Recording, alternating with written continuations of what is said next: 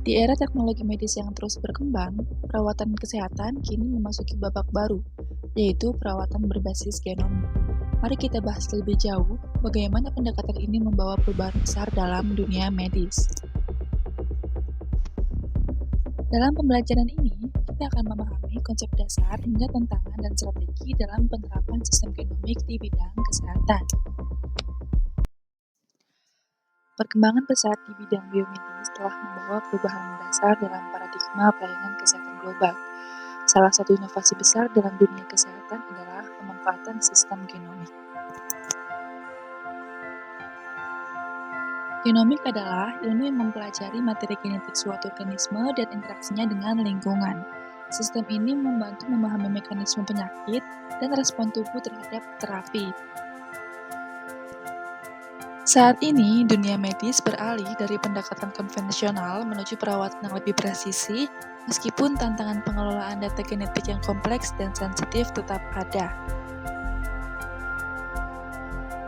Di Indonesia, pengembangan sistem genomik mulai dijalankan melalui program Biomedical and Genomic Science Initiative atau BGSI yang tujuannya adalah mengumpulkan 10.000 sampel genom masyarakat Indonesia guna mendukung pengobatan presisi terhadap 8 penyakit utama.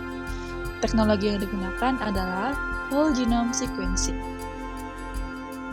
Untuk mengelola data genomik secara optimal, pemerintah mengembangkan 3 platform digital utama. 1. Registry Indonesia untuk mengumpulkan data kesehatan pasien secara komprehensif. 2. Sistem Informasi Manajemen Biobank untuk mengelola penyimpanan spesimen biologis. 3. Bioinformatika untuk mengolah data genetik dengan metode WGS. Sistem genomik memiliki sejumlah manfaat, di antaranya 1.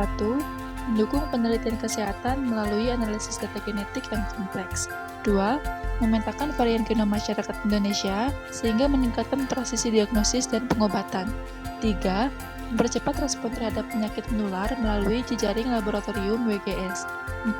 Membantu industri kesehatan mengembangkan inovasi berbasis data genetik. Selanjutnya kita akan mengenal program Biomedical and Genome Science Initiative atau BGSI. Jadi program ini bertujuan untuk mendeteksi potensi penyakit di masa depan melalui teknologi genomik. Dengan informasi genetik yang dikumpulkan, kita dapat mengembangkan pengobatan yang presisi atau precision medicine yang dirancang khusus untuk setiap individu berdasarkan profil genetiknya. Nah, salah satu metode penting dalam sistem genomik adalah whole genome sequencing atau prosedur laboratorium yang menentukan urutan basa dalam genom suatu organisme secara menyeluruh, sehingga menghasilkan sidik jari DNA yang sangat presisi. Teknologi yang digunakan dalam proses ini mencakup DNA sharing, DNA pair coding, DNA sequencing, dan analisis, di mana setiap langkahnya memiliki peran penting untuk menghasilkan informasi genetik yang sangat akurat. Selanjutnya, kita akan masuk ke program 1DNA yang merupakan kelanjutan dari Biomedical and Genome Science Initiative. Melalui program ini, Indonesia menargetkan pengumpulan 100.000 data genomik dalam waktu 5 tahun. Target tahun dimulai dengan 10.000 data genomik yang secara bertahap akan dikembangkan. Nah, selanjutnya ada beberapa komponen penting penunjang dari teknologi genomik ini. Yang pertama adalah biobank yang berfungsi mengumpulkan dan menyimpan sampel genomik. Yang kedua adalah biosequence capacity atau kemampuan untuk menghitung dan mengolah data genetika secara massal. Dan yang terakhir ada bioinformatika yang dimana berperan dalam menganalisis data untuk menghasilkan laporan yang bermanfaat. Nah, selanjutnya data genomik dari program ini akan digunakan dalam berbagai sektor kesehatan mulai dari pemetaan risiko kanker, penyakit metabolik, hingga deteksi dini kelainan genetik seperti NIPT dan nutrigenomik, sehingga menghasilkan sistem kesehatan yang lebih personal, prediktif, dan presisi. Nah, selanjutnya kita akan membandingkan bagaimana Indonesia dan Inggris mengembangkan precision medicine atau pengobatan presisi dengan basis data genomik sebagai fondasi utamanya. Di Inggris, layanan kesehatan nasional berbasis genomik dinaungi oleh National Health Services yang telah mengumpulkan lebih dari 50.000 data genomik. Nah, program ini berfokus pada 3 hal utama yaitu farmakogenik, yaitu bagaimana tubuh merespon obat, penyakit langka, dan kanker. Nah, selanjutnya, Indonesia juga membangun fondasi precision medicine yang merupakan adaptasi dari Inggris juga melalui program Biomedical and Genome Science Initiative dan telah mengumpulkan lebih dari 10.000 data genomik dan akan terus berkembang. Nah, program ini juga sama menerapkan whole genome sequencing dan bioinformatika meskipun skalanya masih dalam tahap awal dibandingkan Inggris. Nah, kita melihat kesamaannya di mana kedua negara ini sama-sama menggunakan teknologi modern untuk menganalisis DNA secara menyeluruh. Namun, Inggris telah lebih dulu menerapkan pendekatan ini secara luas dalam sistem kesehatannya, dan Indonesia masih terus bertahap dalam proses pengembangan infrastruktur dan peningkatan kapasitas analisis. Perkembangan sistem genomik di Indonesia tentunya menghadapi beberapa tantangan. Pertama, mahalnya biaya alat dan penelitian. Instrumen dan reagen NGS sudah tersedia di berbagai institusi pendidikan, penelitian, hingga rumah sakit. Namun, meskipun sudah banyak unit yang tersedia, biaya operasionalnya masih belum bisa kompetitif dibanding dengan luar negeri. Satu sampel yang dikerjakan di Indonesia dapat menghabiskan dana hingga 25 juta. Jumlah tersebut 2-10 kali lebih mahal dibanding mengirim sampel ke laboratorium luar negeri. Meskipun terbilang lebih murah, mengirim sampel ke luar negeri memiliki beberapa risiko seperti penyalahgunaan sampel atau tidak sesuai persetujuan penelitian. Hal ini juga didukung dengan dana penelitian di Indonesia yang juga minim.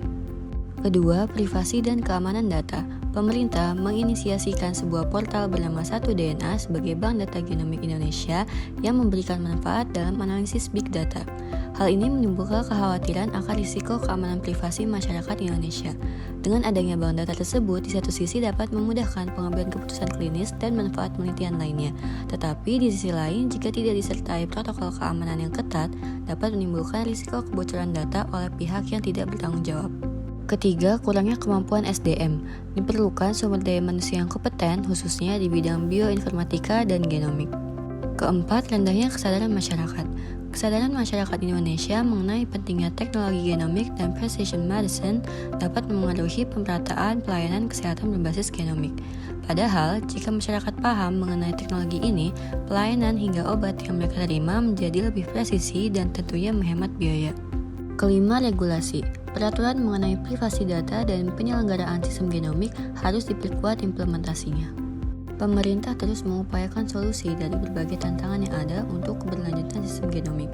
Dari segi biaya instrumen yang mahal, pemerintah mendelegasikan Badan Riset dan Inovasi Nasional bersama LKPP untuk bernegosiasi atau kontrak langsung dengan perusahaan pembuat instrumen dan reagen untuk mendapatkan harga terbaik. Pihak swasta juga turut diikutsertakan, salah satunya PT Asaren Global Nusantara yang membantu dalam mengumpulkan informasi genetik manusia dan patogen di Indonesia. Pemerintah juga bekerja sama dengan negara lain, salah satunya dengan CR UK yaitu Cancer Research UK.